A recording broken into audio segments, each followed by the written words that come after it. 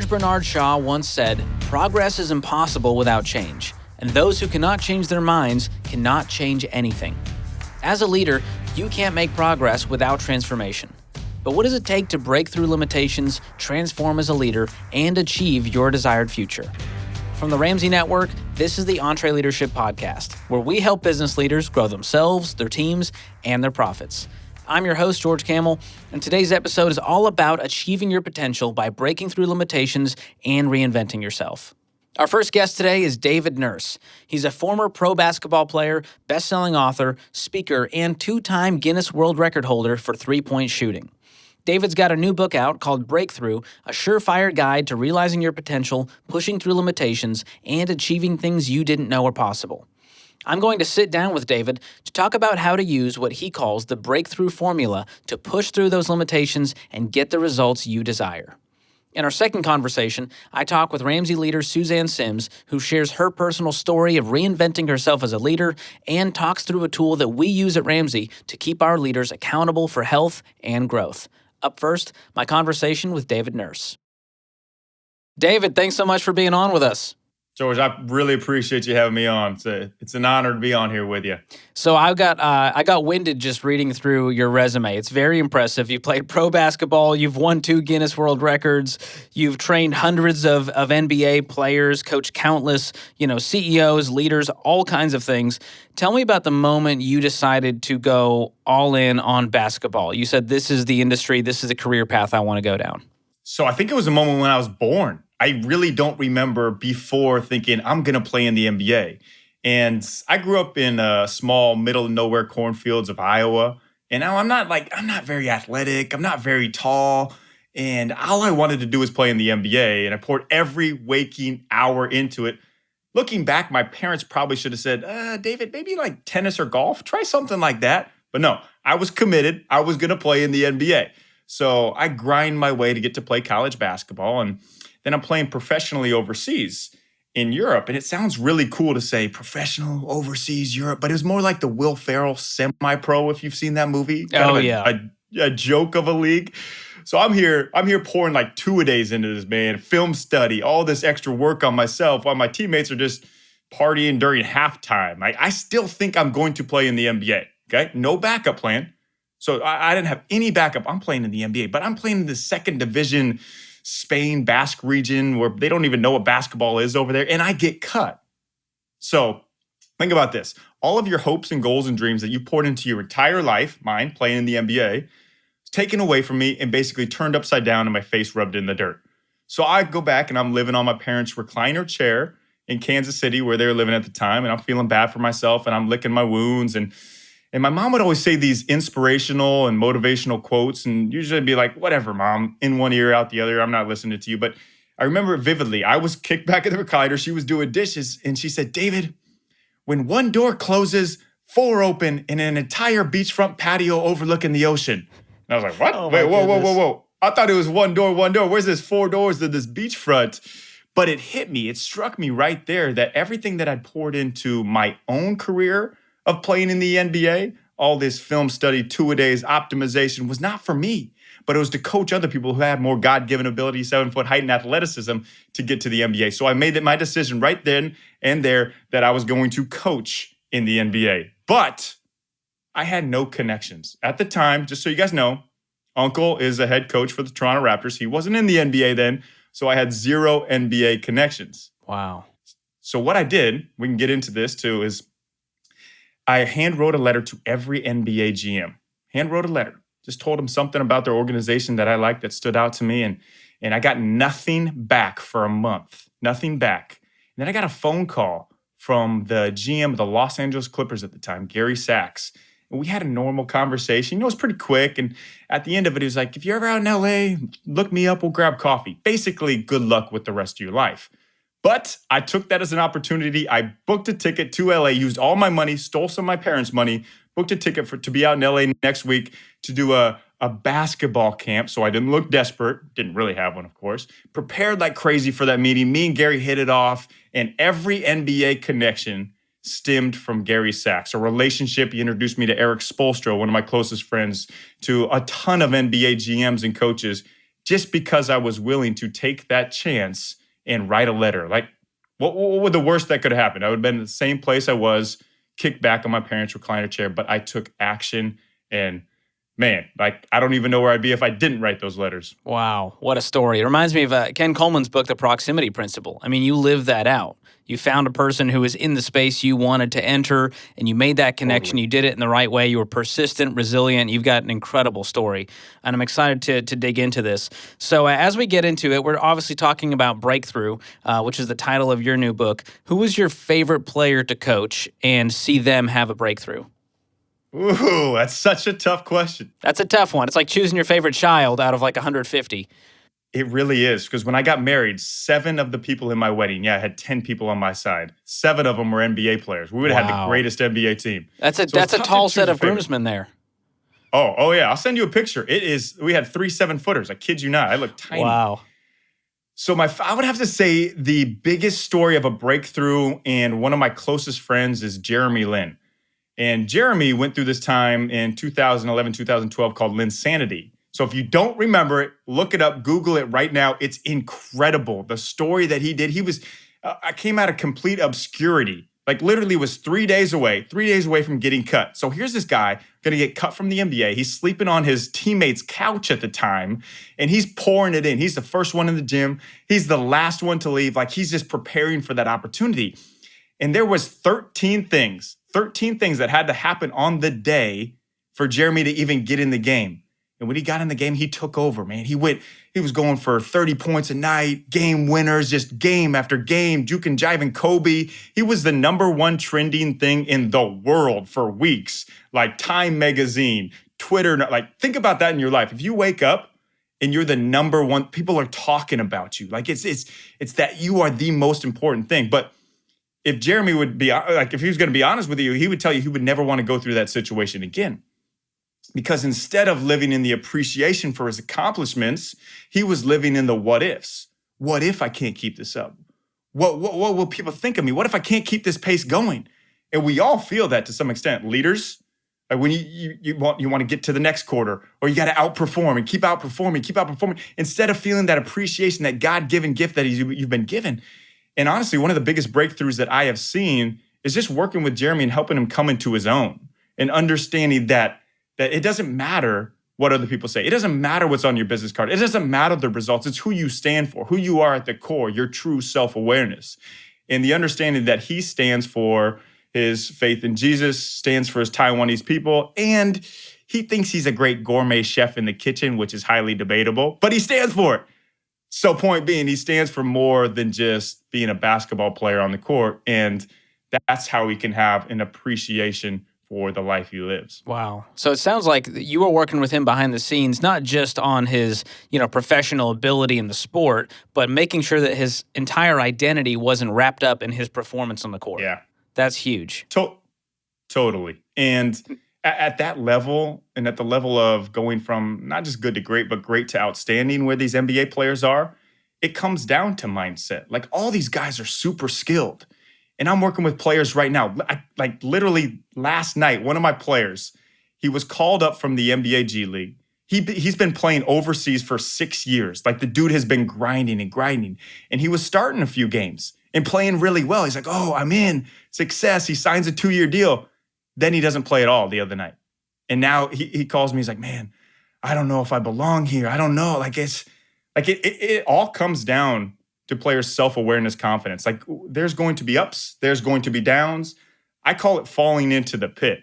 And we all have that. We all have those times where, like, it just seems like nothing can go right. Like, why me? Why is this happening to me? But the more you embrace that time in the pit, the more you embrace that struggle, the longer that coal is in the fire, the shinier the diamond is going to be on the other side. And I call that one of the biggest skills that anybody can have. It's just don't give upness. Like, literally, just keep going and keep going. If you don't give up, you will eventually make it. It's not going to be on your time. It's going to be on God's time.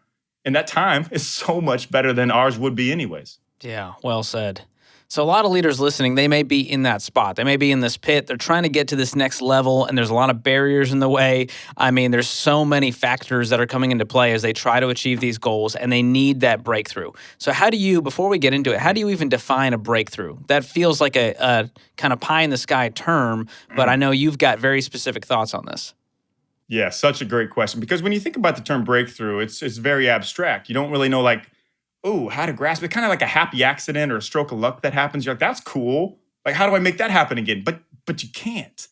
So over the years of working with MBA players, CEOs, actors, entrepreneurs, I put together a formula of just viewing their lives, studying their lives, and what helps them have a breakthrough. What are the main points that helps them have a breakthrough? And there's 4 main points.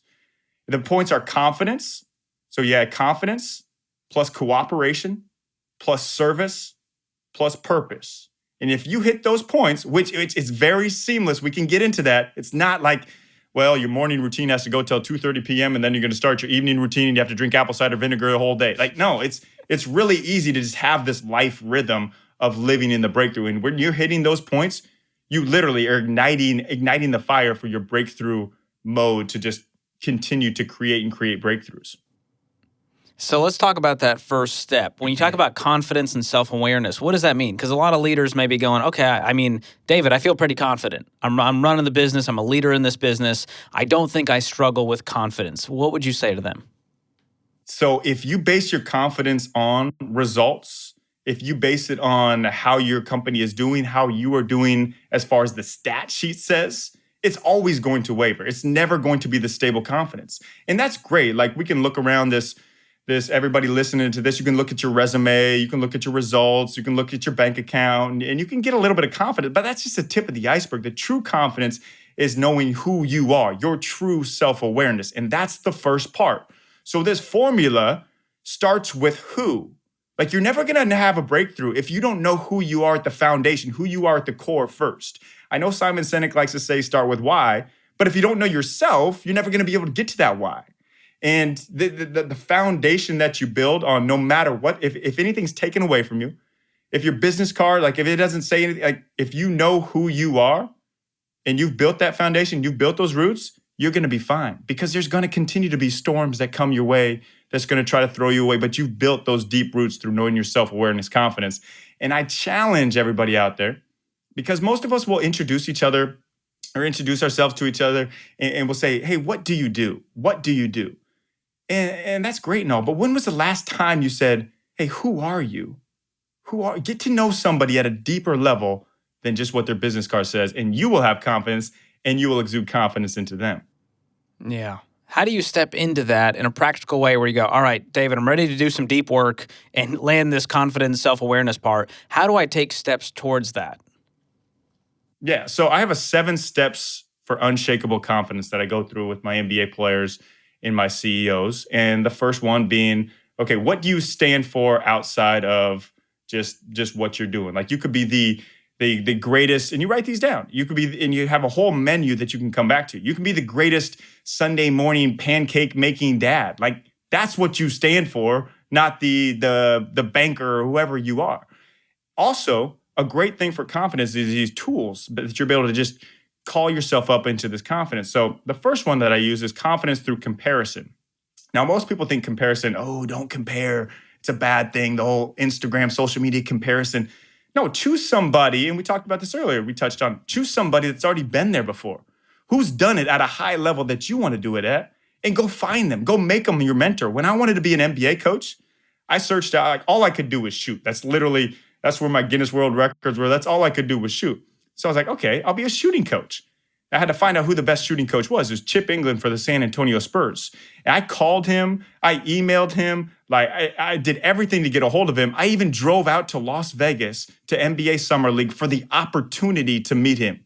And when he saw me, when we finally met, he knew all that work that I was putting in. He's like, okay, this guy really wants it. And took me under his wing and showed me the way.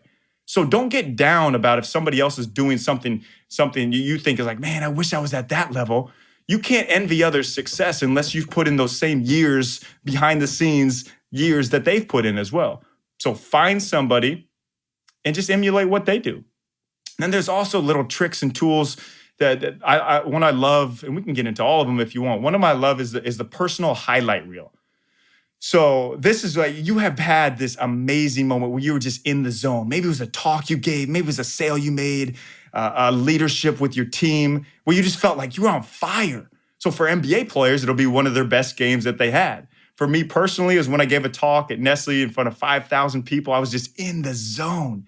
So you recreate this. And every morning, I have my NBA players watch their clips, their personal highlight reel clips, every morning when they wake up, because that's the time when we start to doubt ourselves. The morning is the time we start to doubt ourselves. And we have, as people know, 50,000 self-talk thoughts daily. 80% of those are negative. Think about that. 40,000 negative self-talk thoughts floating through your mind. It doesn't have to be that way, but you have to build your mindset habits. So your personal highlight reel, and bonus points if you can add in all 5 senses. If you remember the smell, man, you walk into that room, you got that briefcase with leather, that smell, or that coffee right there. You sit in that, you visualize it, you see yourself there just crushing it because you've been there before. You can get back there again. And most of us will be like, it was that stroke of luck. So personal highlight reel. And then I do something too every morning. So I think it's really important in the morning too that you build these in. I call it the foggy mirror. You're going to walk past a mirror some point in the morning, hopefully to brush your teeth or take a shower. Hopefully you do. Everybody listening does. And that mirror is right there. Imagine it's covered with fog. And that's those negative self-talk thoughts. So literally you have the opportunity to wipe that fog clean. And I'm just making a hand motion with my hands, wiping it clean. It's kind of like the power stance where you're told you stand in a powerful stance and you feel more confident. Yeah, I don't think that one really works, but I know this foggy mirror one works. So every morning when I wake up and I'm going to brush my teeth, I make this foggy mirror and I'm going to live in the self-confidence awareness. And there's many more tools. If anybody listening wants more, definitely please reach out and I'd be happy to give them to you. Yeah, there are a lot of tools there to set your posture right, especially in the mornings, as you're saying, as you go about your day. That's super important. And as you move through this breakthrough formula, we move from the self-awareness confidence stage into cooperation. What do you mean by cooperation? Yeah, so first you have yourself, okay? That's the foundation. You know who you are. That's your confidence. Then you have to build a team around you because nobody ever did anything great by themselves. It just doesn't happen. And we are all given God-given strength, but far too often we're told by society that, you got to improve your weakness. You're defined by your weakness. No.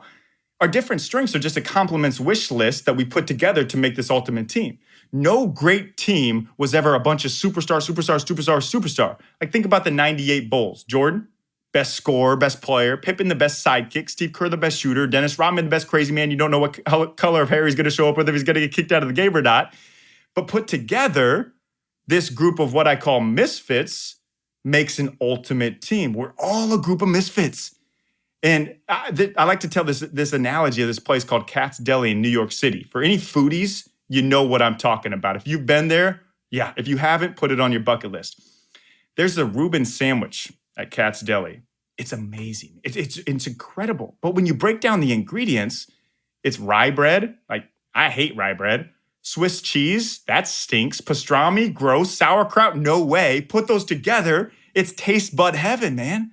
And that's the epitome of these misfits put together. So find the people around you that aren't like you. You don't want to be the American Idol singer whose family's around them and tell them they're so great and you actually are horrible. Like, you don't want yes men in your life. And I surround myself with people who are going to support me. Yeah, I know everybody talks about, my support team, but also the people that are going to challenge me. And the best leaders that I've been around have been the people that will challenge and support, both of those. That's why I surround myself with John Gordon's one of my very close friends, been on the show. Like, he's going to challenge me. I was just with him talking about my next book that's coming out. I was like, John, I got this great idea, man. I'm telling him this idea. He's like, no, that's not it. No. I mean, he'll support me in it if I decide it is. But having people in your life, and also just like your cooperation team, like, who's ever gone to work and, you know what? I can't wait to hang around that guy who's always complaining, that negative guy. Like why be that person? Nobody wants to be around that person. You can place them on the bench. So I know people have distractions. People talk about, I got so many distractions, or this person's distracting me. You can use those distractions to your benefit. Just place them on the bench, show them through the joy that you have, the cooperation with other people that you have. It's going to become infectious for them. So the next step is your where. So we started with the who, confidence. So the where is your team? The cooperations, putting the group of misfits with different strengths together. Wow. I can't stop thinking about Dennis Rodman as the sauerkraut. I mean, I don't know if that's how you would put it in your mind, but that's a great analogy. Strange on its own, but when paired correctly, it's a beautiful thing. I love that. There you go. That's so funny. Having the team around you is great. And I think a lot of leaders, they may see themselves as the Jordan on the team, or they want to be. How do you grapple with that idea of, well, this is really my strengths, and I may not be the one in the spotlight all the time as the leader? How do you talk people through that? Yeah, so that's a really good point. And Michael Jordan wasn't always Michael Jordan. Like, people that become superstars, they also play different roles. Sure, he's very talented, and it's a once-in-a-generation talent. But to be able to play different roles in the role you're in currently right now, and you act like that is the most important role, you could be the janitor. I know this goes as cliche, like, oh, just enjoy where you're at right now. Pour the most into it as you can. But it's true. Let me tell you a quick story. I love this question. So my uncle, Nick Nurse, all right, so he wins the NBA championship in his first year with the Toronto Raptors as a head coach.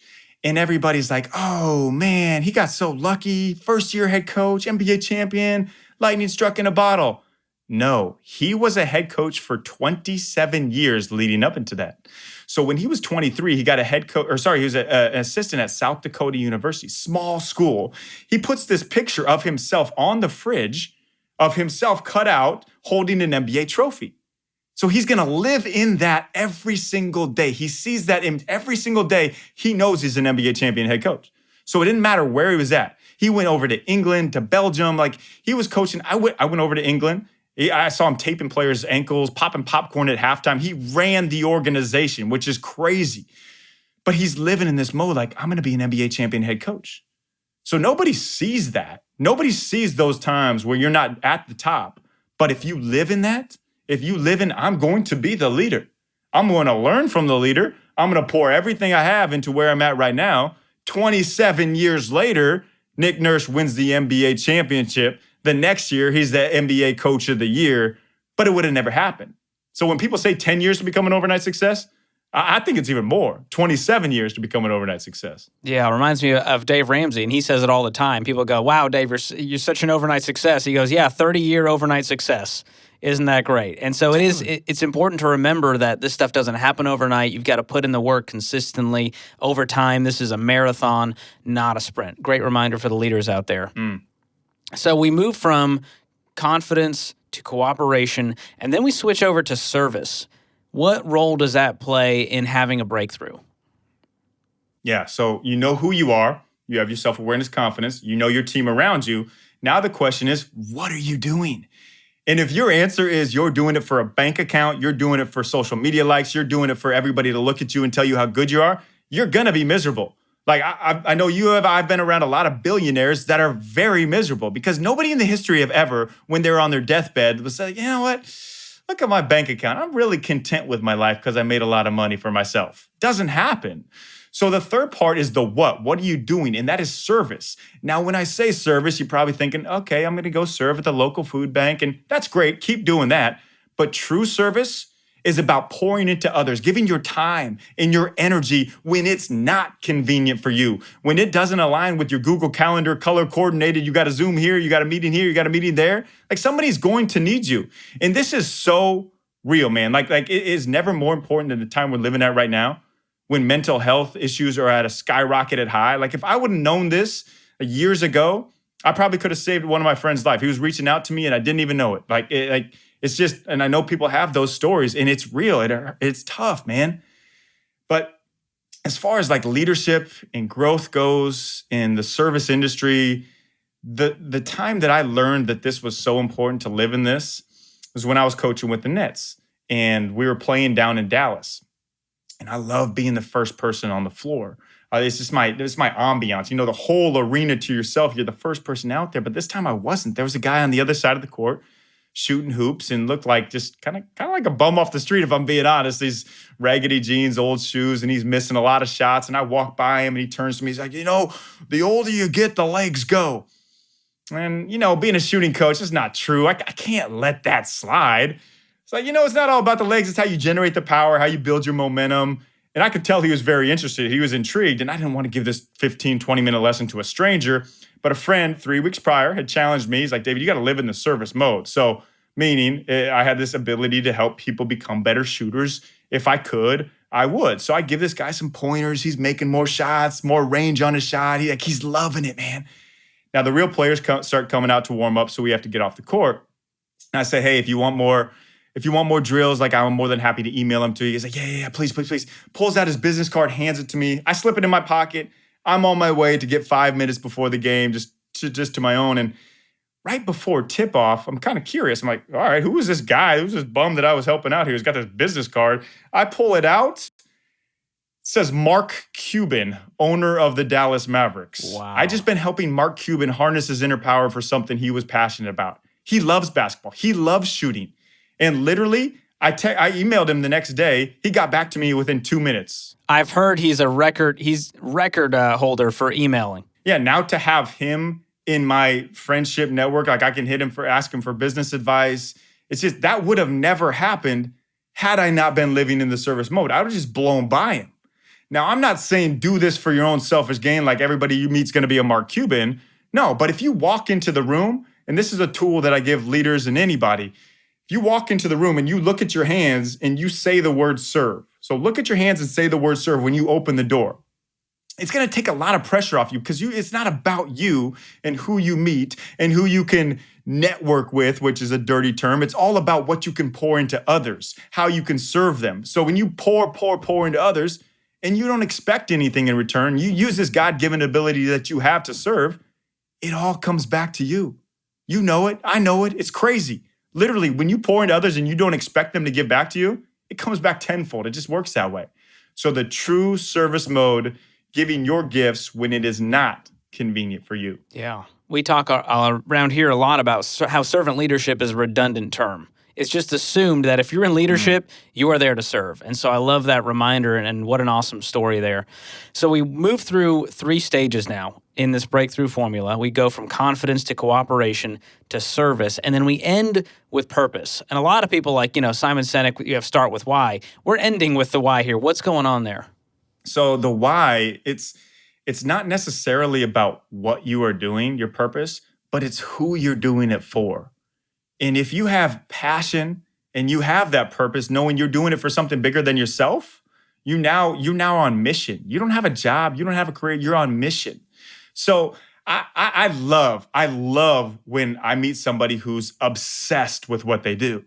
And now when I say the term obsessed, a lot of people will cringe like, "Ooh, no, David, you're supposed to be 80-20. Where's this balance?"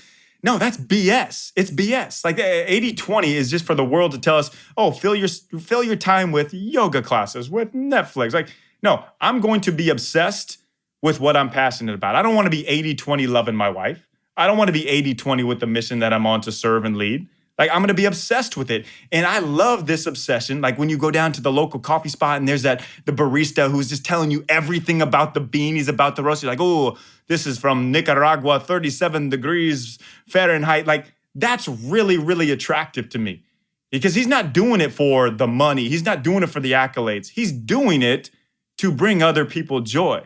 And I tell a story in the book about Jiro, the sushi guy. Jiro dreams of sushi. If you know sushi, you know what I'm talking about. And I'm obsessed with sushi. So I went over there to Japan because I was coaching I was consulting for the Japanese Basketball League. And I'd be lying if I told you part of the reason wasn't to just get great sushi. I wanted to find this guy, man. I wanted the best sushi in the world. So I'm going on this hunt for 3 days before I have to be on court and can't find him. Finally, the 3rd day, I get a tip of where he's at. It's underneath a train station. 2 stories underneath a train station is where this guy's spot is. But they don't let anybody down there. They don't let anybody take pictures. Because I wouldn't take a selfie by the name Zero and just, put it on Instagram. Everybody would think I went there because, that's real life anyways. Just post a picture and it happened. No, but so I had one more chance. And I went the next morning to the Shiziki fish market, world famous fish market. You have to get there at 4 a.m. They're auctioning off these massive tunas for $3,000 and upwards. It's a wild experience. But I think, okay, if you're the best sushi maker in the world, you want the freshest fish, you're gonna be here. So I've got my phone out with a picture of Jiro and I'm scanning people and I'm about 97% sure that this was him. You don't want to catch the wrong guy and take a selfie. Yeah, exactly. Right. But I'm following this guy around and these fish markets are massive, like rows and rows and rows and rows for like a mile. And he's going through this routine. He's picking up a fish, he's touching the scales, he's smelling it, even putting it to his ear, like some weird stuff, but it's his routine. And then he puts it down, he goes to the next one. Same thing, again and again. And it's about an hour in, and I'm like, he's just picking up these fish. I'm like, man, just pick a fish already. Because I got to get on court here pretty soon. And word to the wise, if you have to do something important, don't ever go to a fish market. You're going to smell like fish for weeks. I was going to ask so you know. how bad the smell was over there. It was bad. Yeah, it was bad. So he finally picks up this fish, does his routine, and then chooses that fish.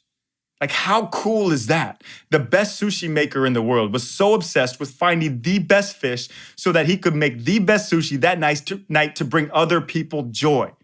Like, he didn't care. He had this documentary. He probably didn't even know he had this worldwide documentary out. But he was going to do that because he was obsessed with bringing other people joy. And when you live in that, when you have this God-given gift, don't hide it. Don't hide it. Like God gives us these gifts to be able to use. But far too often, we're like, you know what? Sally, my coworker, or Jonathan down the street, like, they don't think it's the right thing to do. You're slapping God in the face, man. Like, if you love playing the piano, say you love playing the piano, and I buy you one, a massive grand piano, just beautiful, makes amazing sounds, and you put it in the corner of your room and throw a tarp over it, that would be a slap in my face. That's what it's like when we hold back our gifts. We slap God in the face. So the true purpose is whatever you're obsessed with, like, go for it. It doesn't have to be your career, but go for it to bring other people joy because it's not necessarily about what you do, but it's who you do it for. Man, I love this breakthrough formula and the 4 steps involved there of confidence, cooperation, service, and purpose. You know, the leaders listening, they may go, David, this sounds great, and I'm ready to kind of get to that next level. I want to have that breakthrough, and I want to make sure I act on it. You know, formulas like this, they don't do anything if we don't actually act on it and put in the work. So what should a first pass at doing the breakthrough formula look like for the busy leader out there who wants to integrate this into their day? Yeah, and that's all about, like, you start with figuring this out, like writing down this who you are. So put this on a note card, who you are, something that you can see every single day. It's not your business card, it's who you are, this true self-awareness. And then you're doing these daily tools. So I'm really big on having these tools that you can actually do with you. And I do it all with the hands because the hands are a tool that we have with us all the time. And that first step, that self-awareness confidence, is what I talked about with the foggy mirror. So you wipe away the fog from that mirror in the morning, okay? So you're wiping it away. You've got this card, or you can do what Nick did. You can put yourself a picture up on the refrigerator. You can look at your highlight reel. Like, a lot of things to start off the day with that self-awareness confidence. Okay, the next one's the cooperation. This is figuring out the people that you want to be with, the people you want to be around, the person that you want to be. So the next one with the hands, my favorite player, NBA history, Steve Nash. And he led the NBA with high fives given every single year. 239 high fives a game. Incredible. Like, the dude just threw his high fives and being that teammate to people. He got guys $100 million deals that had no business getting paid that much. Called the best teammate that anybody's ever played with. So be that person that gives high fives. If you're in person, give high fives. If we're on Zoom, air high fives. One of the biggest things that I've done for this part, the cooperation, I started it 3 years ago. I text or video message 3 people, my big 3 people every single day, every single morning. And I just tell them something, like, hey, thinking of you while I'm drinking this coffee, like, just hope you're doing great. If there's anything I can do for you, I'm always in your corner. Just encouraging them and letting them know that I'm there for them. And sometimes the responses from that has been just absolutely astronomical, man, life-changing. We have that ability to be that person, to encourage others, genuinely encourage others. People aren't going to do it for you. Like, don't expect people to do that for you, but be that person for other people. So that's your cooperation. high fives, implement that texting. And then the service, like we talked about, every time you walk through a door with your hands or open up a laptop or jump on your phone, just say the word serve. It's going to take a lot of pressure off you too. Like as a leader, there's a lot of pressure on you to perform. But if you know it doesn't depend on you, like say serve your teammates. The best coaches in the NBA that have been blessed to be around, my uncle Eric Spoelstra, Steve Kerr, Brad Stevens, they're all about serving their players. It's not, hey, it's my way or the highway. They're serving. And then finally, purpose, the last one for your hands. So we got the hands, the self-awareness, the high fives, the service. Just look at your hands. Literally look at your hands and you see all these grooves in your hands. You see these calluses, all those lines. We all have different lines. It's like a snowflake. They're all different. You are unique. You're not like anybody else. Just look at your hands for that reminder. Use your gifts you've been given. And those calluses you see, all those tough times that you've gotten through every difficult situation in your life because you are here right now listening to this and you're alive. You're going to get through the next one. So very simple. Just to live in the breakthrough mode, you can literally use your hands, giving you the other tools. There's many more tools in the book that'll kick you in that mode, but it's not a thing that's difficult. And it's also not a thing that you just do one time though. Like if you brush your teeth one time, you're not going to have pearly white teeth the rest of your life. Like you have to continue to do this, to make this a habit, to make this a routine, to eventually make this a lifestyle. Man, David, I love your energy. I don't know what you're putting in your coffee, but I will take a heavy dose of it. I love how encouraging you are. You're a true optimist, and I can see why you've had so much success in training players and CEOs and leaders all over the world. Grateful for you. Really excited about the new book. Thanks so much for being on the podcast. George, thank you so much. And if anybody has any questions or wants to reach out on more tools, I'm very accessible. Email me. Hit me any way you can. I'd love to talk to you. Awesome. We'll get some info in the show notes for these great listeners. Appreciate you, man. Thank you. Big thanks to David Nurse for a great conversation. Love his energy and his passion. If you want to get a copy of his new book, Breakthrough, we've got a link for you in the show notes. David talked about how to live in breakthrough mode through a simple but effective formula. But you can't have a breakthrough without transformation. So up next, I talked to Suzanne Simms, our Senior Executive Vice President of Business to Consumer, about her personal leadership transformation and a model that we use at Ramsey to help leaders keep getting better. We'll also talk about how to move from just being a leader with a title to influencing through strategic passion and purpose. Here's our conversation. Suzanne, thanks so much for being on again. Thank you for having me. You've become a crowd favorite, and by that I mean you're one of my favorites. I was going to say, we don't actually have the feedback. Which crowd said that? We don't have the surveys to prove it, but yeah. I always love talking with you. You are super passionate about our mission and our vision, and we are taking this thing to the next level, especially this year. So I want to get into that a little bit. We recently came up with a vision statement for Ramsey, which to most people you think they didn't have a vision statement. Tell us what went on there. Well, we've had a mission statement for close to 30 years, and it's awesome. But, we just identified we didn't have an actual vision statement for our company, and we put a lot of time and effort into it, and it's pretty rocking. It's pretty exciting. What was the shift that we made? Because obviously people know us as a money company, but over the years, we've really expanded into new territory. Obviously, business and leadership has been a mainstay for a long time, but we're getting into career and work and mental health and relationships and wellness, all of these different spaces. So how does the vision statement encapsulate all of that? How about I share the vision statement? Oh, you've memorized it. Then I can speak to that. You haven't memorized it? Well, I could. Okay. I might get a word wrong. One word. We see a world in which so many lives have been radically transformed that the toxic culture is disrupted. That's big. Yes. I'm fired up just thinking about it. Not just the toxic money culture. We want to disrupt the whole toxic culture because we believe the way that the culture today teaches people about how to navigate their careers, how to navigate their marriages, how to navigate their mental health, their personal finances, all of these things are very toxic.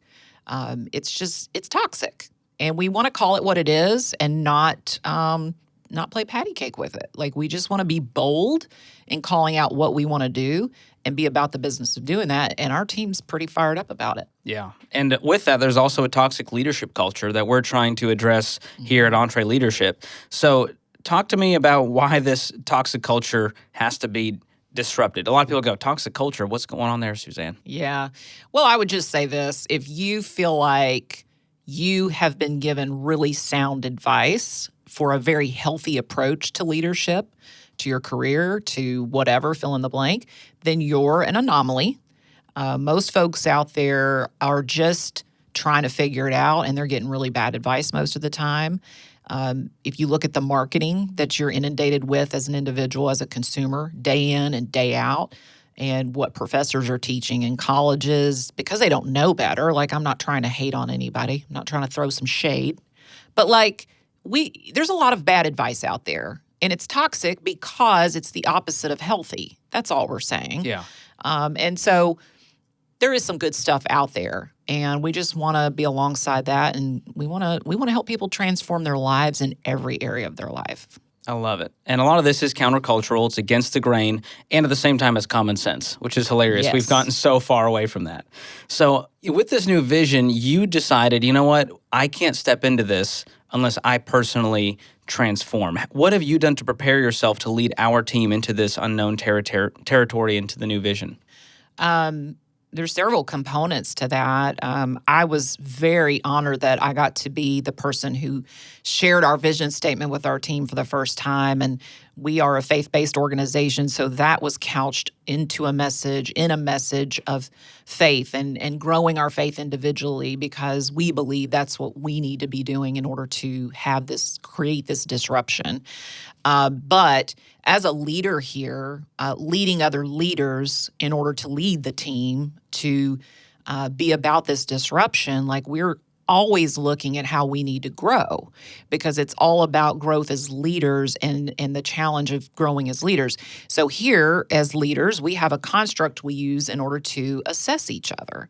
And we look at our leaders, we look at ourselves year in and year out on how we're growing in three main areas: casting vision, relationships, and results, driving results, building relationships, casting vision. And what we talk about is, as a leader, you should be growing in all three of those areas at all times. You should always be transforming as an individual in order to grow in those areas. And there are a lot of ways you can do that. You can listen to great podcasts, you can read good books, which we recommend all of the time, and those things are great. I personally believe that you need to be in the Word, because I am a person of faith, and I'm seeking God for a Holy Spirit transformation is what I want, and I encourage people in that. But we've been looking lately a lot at some teaching that we've really been studying around just stages of having power and influence. I think everyone in every walk of life has a certain level of power and influence. And when you're born, you have none. But as you grow up and in your life in general, but then as you start a career and as you grow in your career, hopefully you're moving from stage to stage. And, sometimes you have a certain level of power and influence just by who you're associated with. I was definitely in that place early on in my career here at Ramsey. But you want to move on into greater stages of power and influence. You want to develop having power and influence by having the right title and position. But you want to grow past that. You want to reach stage 4, which is having power and influence by being the knowledge and the expert, like by having knowledge and expertise. You're the subject matter expert. Sometimes you have a seat at the table because you're the subject matter expert, regardless of your title or position. And that's phenomenal. That means you've done the hours, you've done the work, you've learned the things. But the hardest thing you'll ever do in your adult life is to grow from that stage, knowledge and expertise, to stage 5, which is having power and influence by having strategic passion and purpose. So you're saying it starts with, okay, you've got a title, you're, executive vice president, great. Yes. You report to Dave Ramsey. That's really cool. And so you have influence and power because of that. Yeah, and I want to say that's okay, because if you obtained that title, that position, you probably earned it. Which you did. But you're saying it becomes more powerful when you can move through these stages and you go to now being an expert. And beyond that, you have strategic passion. What does that look like? You have to, what I tell people is to grow from having having a certain level of power and influence because you have knowledge and expertise, growing from that to the stage where you actually have strategic passion and purpose is so hard because you actually have to become a different version of yourself.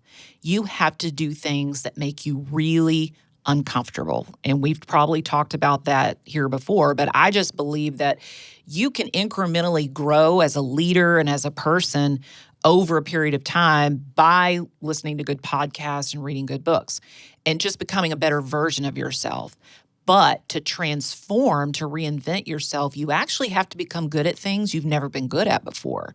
And so a lot of our leaders here, as you can imagine, they might be great at casting vision and they might be great at building relationships, but they're not real good at driving results, really rolling up their sleeves and making results happen, as one example. So what we're saying is, you've got to figure out how to get good at that thing. So what do you need to be doing that makes you feel like you're going to throw up because it makes you so uncomfortable? That's the thing you need to be doing in order to grow in that area. And what will come of that transformation is you do start to have strategic passion and start to have vision you didn't have before, and you have a purpose like, oh, this is why I'm on the earth, right? And that affects your entire life, not just your leadership, not just how you carry yourself in your role at work. Well, you've definitely stepped into that stage, and I've got to watch that over the last 12 to 18 months as you've really dug into this and reinvented yourself. What would you say is the difference between old Suzanne a few years back, who had a lot of power and influence, was a great leader already, to the new Suzanne? Thank you, George. Here, I don't know. There's so much. I was really lazy. When I say that, I'm being a little bit harsh on myself, but I think it's important. You're not saying you didn't work hard. This is right. A different kind. I was lazy in a sense that I just was really comfortable. I love being in the background. I love being behind the scenes. We talk here a lot about there are different areas of your leadership where you need to be driving something. Sometimes you need to be directing something. Sometimes you need to be serving, like on a committee. So serve, drive, direct. Well, I was really happy directing or serving. I didn't want to be out front driving things. I didn't want to be on stage in front of 1,000 team members. I didn't want to be the one getting the credit for stuff. I have guys that report to me that are really smart and really capable. I've always been really comfortable with them being in the limelight and getting all the credit. And I was really challenged a few years ago to flip the script on that. And I've been given a lot of opportunity to speak in front of our team, sometimes in front of our EntreLeadership crowd. And I get so nervous and so uncomfortable. I really do not enjoy that, but I force myself to do it because that is how you transform.